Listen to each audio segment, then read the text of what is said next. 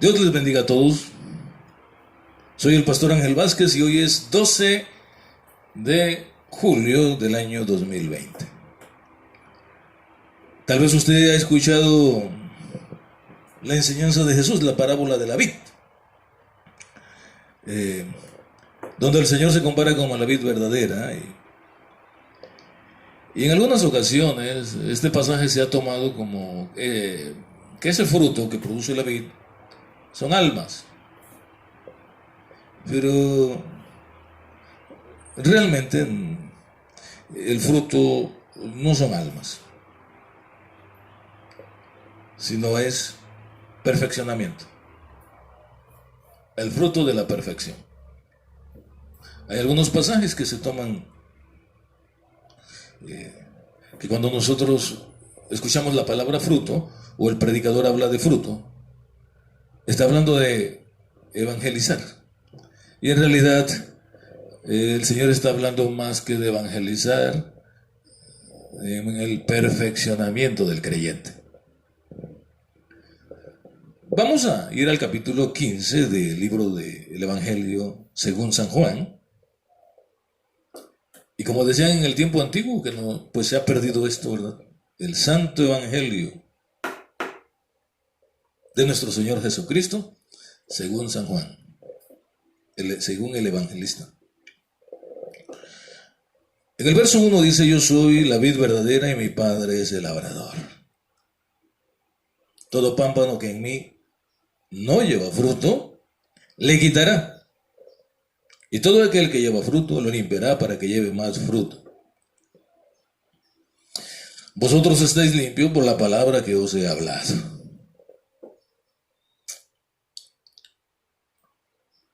Es un deber para el creyente llevar fruto. Es una obligación. Si el creyente no da fruto, no produce, digamos que es como una metamorfosis, es un cambio. Es de un algo imperfecto a algo perfecto. Perfecto. O sea, hay un cambio.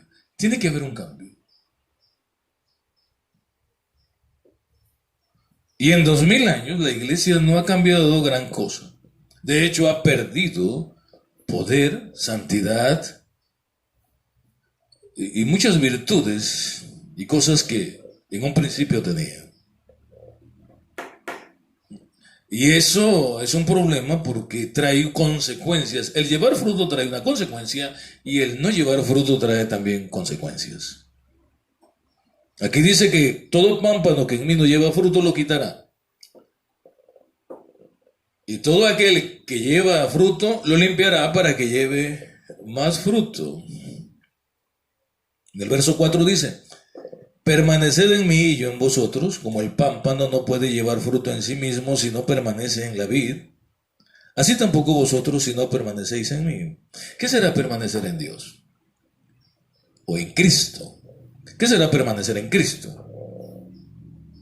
Permanecer en Cristo no es solo ir a la iglesia, forma parte.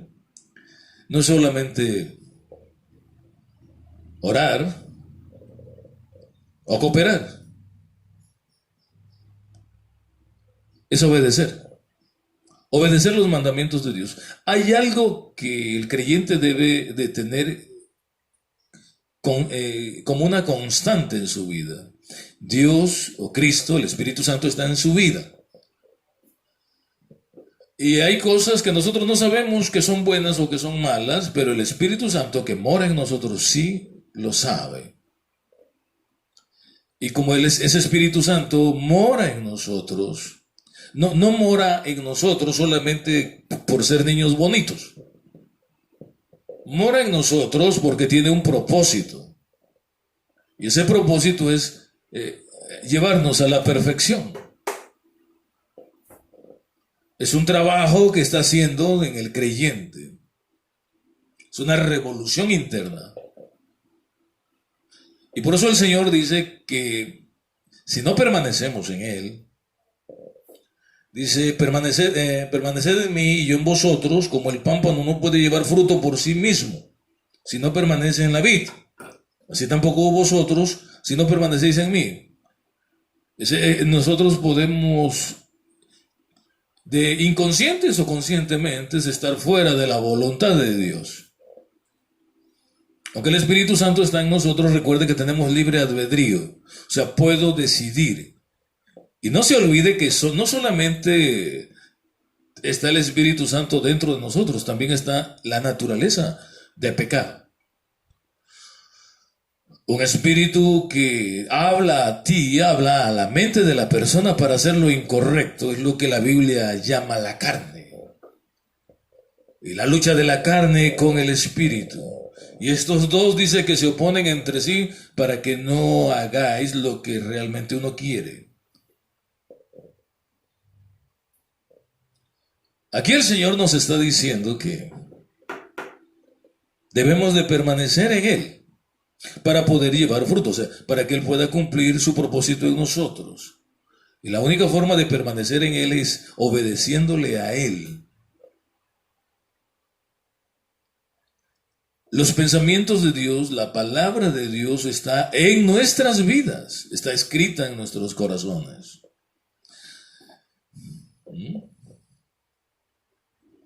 Dice que pondré mis leyes en su mente. El Señor viene y habla a nuestra mente.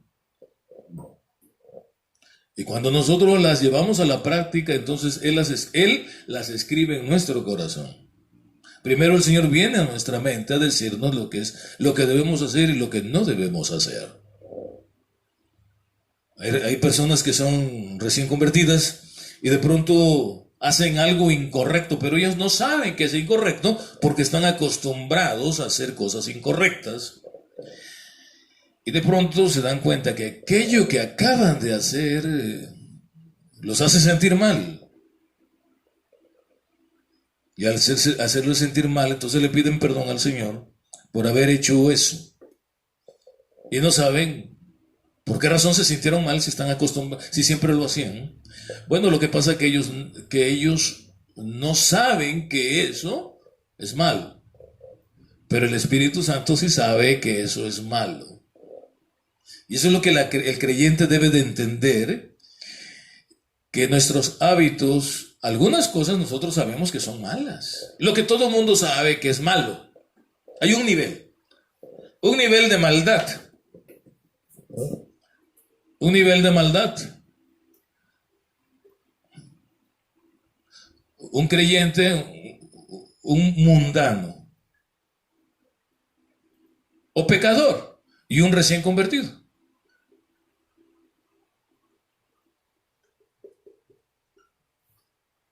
El inconverso sabe lo que es malo, al igual que el recién convertido. Pero hay un nivel que el Espíritu Santo sabe que es malo. Y eso es lo que el Espíritu Santo te va a indicar. Hasta aquí tú sabes, tú tienes dominio sobre lo que es malo y lo que es bueno. El Espíritu Santo va a tratar de aquí hacia arriba para llevarte a la perfección. Y ese es el gran problema con la mayor parte de los cristianos. Los cristianos no quieren ese nivel. Ellos ya saben lo que es bueno y lo que es malo. ¿No? Porque algunas cosas que el inconverso hacía como buenas, entra en este nivel de maldad. Y el Espíritu Santo quiere quitar eso de cada uno de nosotros. Y ahí es donde batallamos. Porque la mayor parte de los cristianos están habituados a hacer lo malo y siguen haciendo lo malo. Y entonces el creyente viene el Señor y le dice por qué que no debe hacer aquello. El creyente se arrepiente. Y después de que se arrepiente, pasan unos días y se da cuenta que el hijo del pastor, o el ministerio, o aquel evangelista, o aquel anciano, hace exactamente lo que el Espíritu Santo le está diciendo que no haga.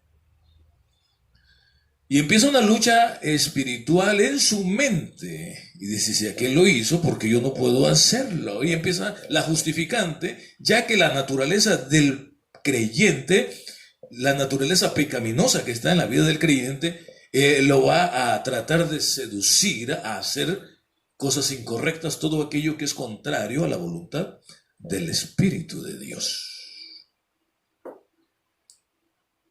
¿Sí? Y el Espíritu Santo te va a dar chance, pero recuerda que la misericordia de Dios tiene un límite. La misericordia de Dios es como una tarjeta de crédito. Digamos que mientras tienes crédito, puedes comprar todo donde donde acepten la tarjeta. Y vas a comprar aquí, vas a comprar allá, y vas a hacer esto, y no va a pasar absolutamente nada. Se te estará dando el producto. Pero el día que se te acabe el crédito, con esa tarjeta de crédito que comprabas, una bicicleta, un carro, lo que sea, no vas a poder comprar ni un chicle. Porque el crédito se acabó. Así es la misericordia de Dios. Dios te va a dar chance muchas veces. Y te va a decir, está mal, arrepiéntete. Y la gente se va a arrepentir y una y otra vez lo va a volver a hacer porque todavía no conoce a Dios. La gente conociendo a Cristo puede conocerlo en un nivel, pero puede que no lo conozca en el nivel que Dios quiere que le conozcan, de aquí para arriba. Este es el nivel que a donde el Señor quiere llevarte. Quiere que tú tengas compañerismo con Él para perfeccionarnos a todos. Y si hay algún rasgo de deseo de servirle y de cambiar, lo vas a conocer. Mientras no seas desechado.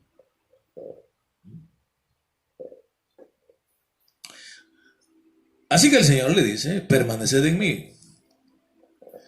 Está diciendo permaneced en mis mandamientos, porque Él está dentro de nosotros, y dentro de nosotros no se le olvide que está la naturaleza pecaminosa.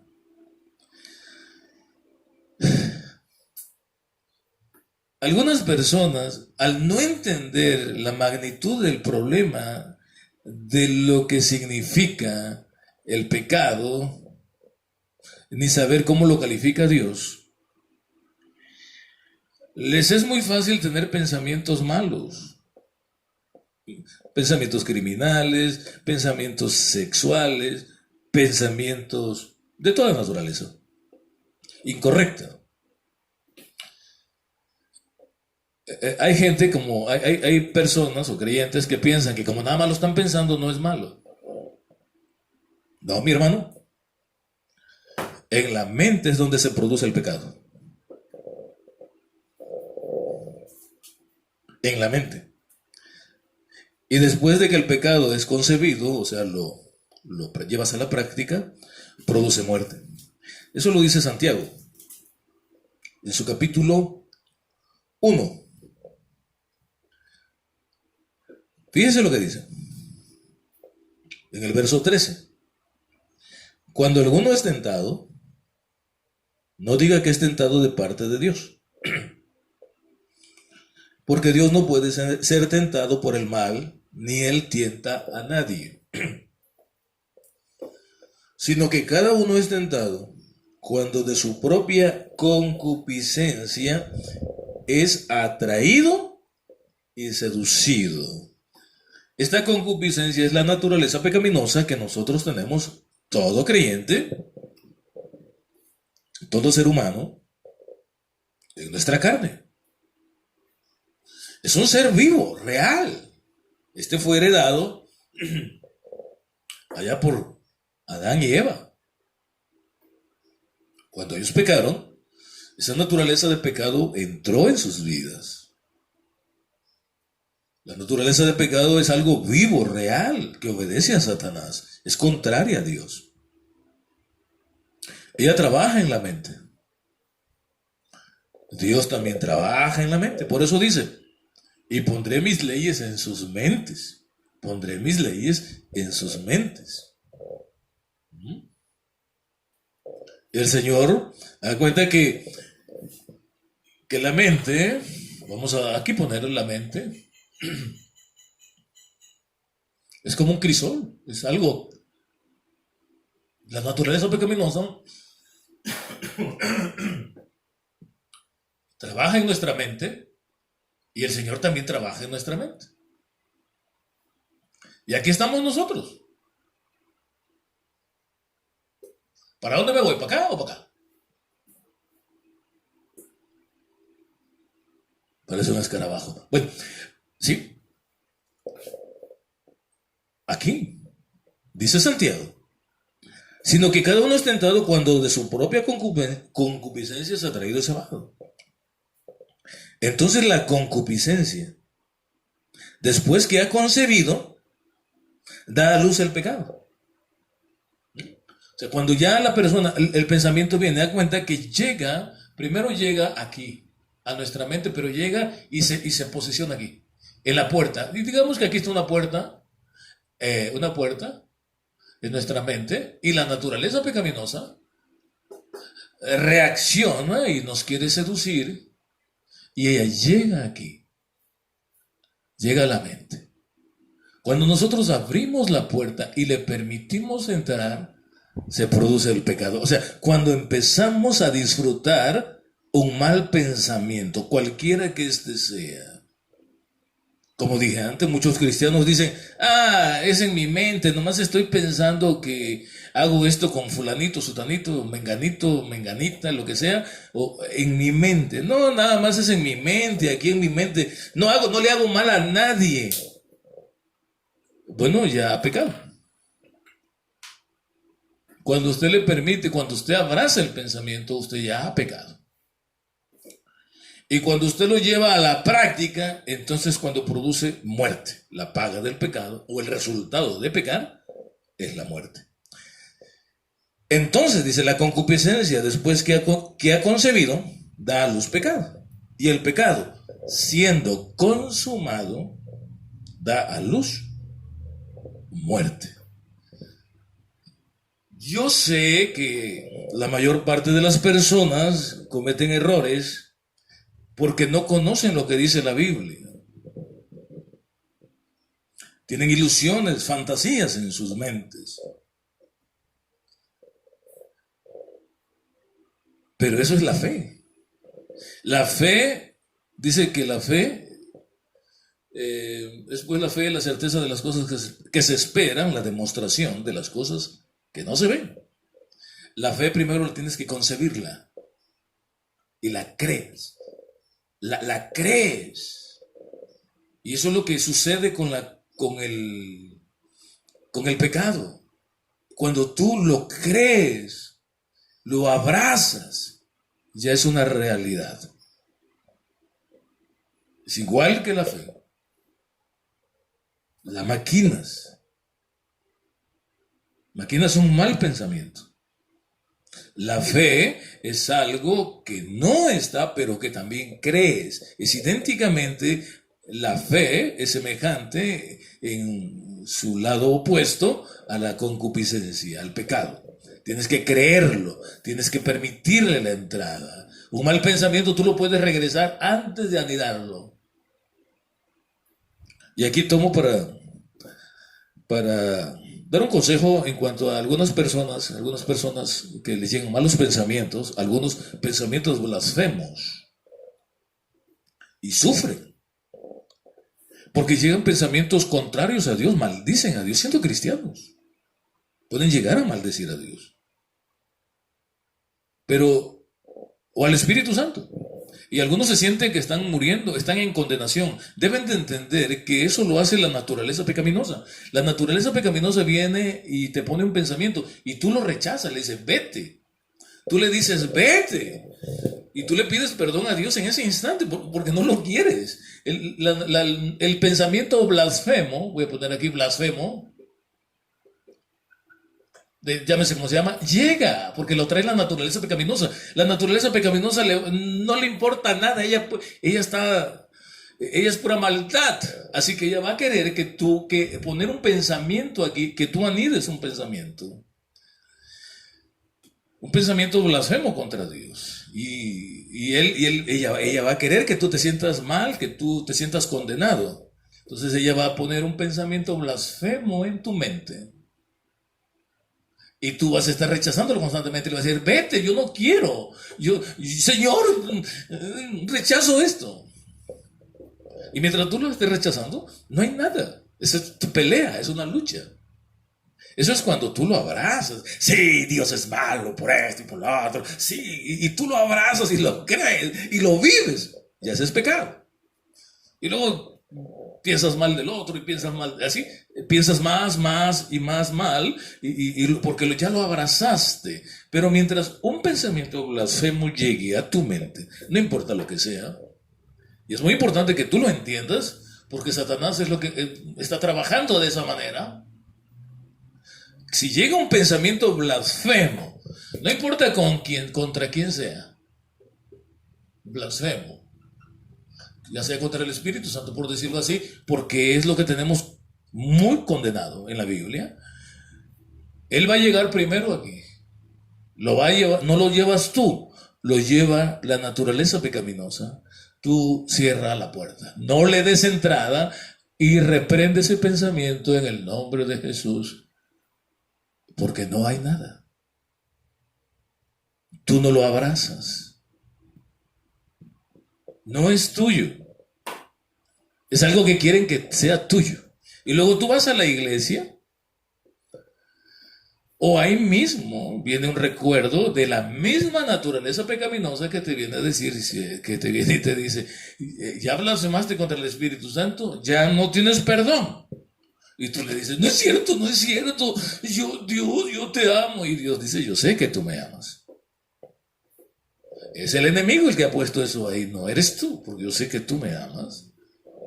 Y luego va usted a la iglesia y encuentra ahí que el predicador dice, todos aquellos que blasfemen contra el Espíritu Santo, porque así lo dice el Señor Jesús,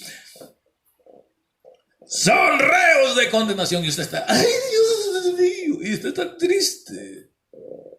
Porque a veces el predicador no explica este procedimiento de la naturaleza pecaminosa, que ella produce ese pensamiento. Los pensamientos en la Biblia se personifican. Haga de cuenta que este es un visitante, una persona que llega a tocar la puerta de su mente para que usted lo reciba. Pero mientras usted no le abra la puerta, usted es libre de pecado. Bien. Volvamos a donde estábamos. El perfeccionamiento. Aquí en la mente es donde se fragua todo. Quería tratar ese asuntito porque es muy importante. Así que el fruto que Jesús habla aquí en la vida verdadera, no se trata de almas. ¿Cuántas almas usted ha salvado? O sea, les ha hablado de Cristo y han sido salvas. No se trata de eso. Se trata de cuánta palabra que el Espíritu Santo ha puesto, la lleva a la práctica. Es lo mismo, mire, fíjese. El Espíritu Santo llega y le dice, hijo, haz aquello. Y usted no lo hace. No se le cuenta como que lo hizo. Es lo mismo la naturaleza pecaminosa. La naturaleza pecaminosa le dice, haz esto, di esto. Y usted dice, no, usted lo rechaza. O sea, no está aceptándolo. Es lo mismo. Es lo mismo. Pero cuando nosotros llega el Espíritu Santo y nos dice, hijo mío, haz esto, y usted va y lo hace, entonces ya cuenta. De la misma manera, cuando nosotros, cuando llega la naturaleza pecaminosa para decirle que haga algo incorrecto, y usted lo abraza y lo hace, entonces se convierte en un pecado que produce muerte.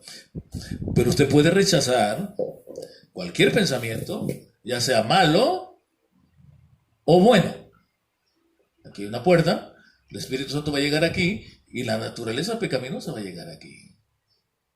Y usted puede hacer que rechazar la voz de Dios, o puede usted rechazar la voz de la naturaleza pecaminosa.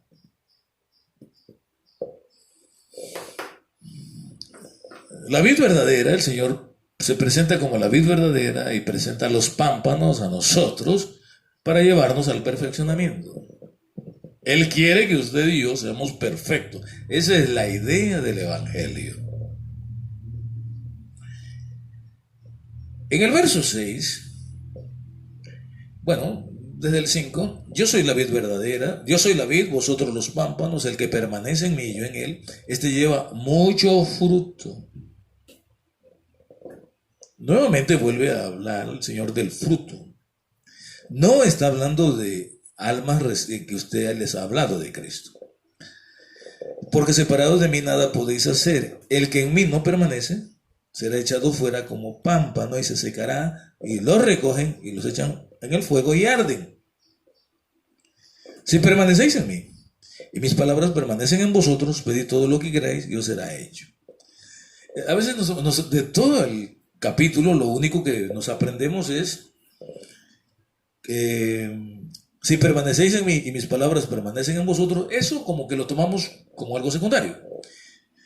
Lo que sí nos gusta es pedid todo lo que queréis y os será hecho. Esa es la palabra o la frase que los creyentes regularmente abrazan. Oh, pide todo lo que tú quieras al Señor y Él te lo dará. Hasta hay un canto que dice, yo tengo un Dios que todo lo puede y me da todo lo que le pido. Y sí, aquí dice que todo lo que le pidamos.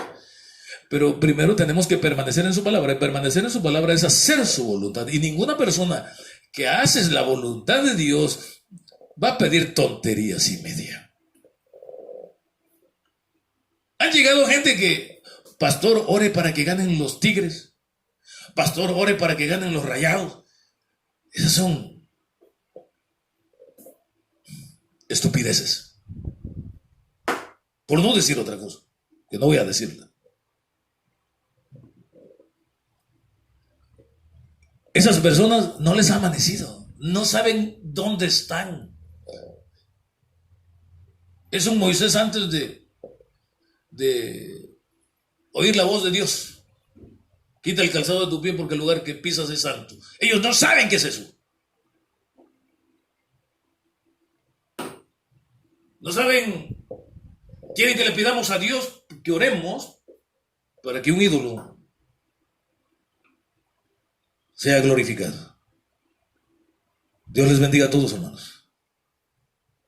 Permanezca en el Señor para que el Señor permanezca en usted y haga la voluntad de Dios.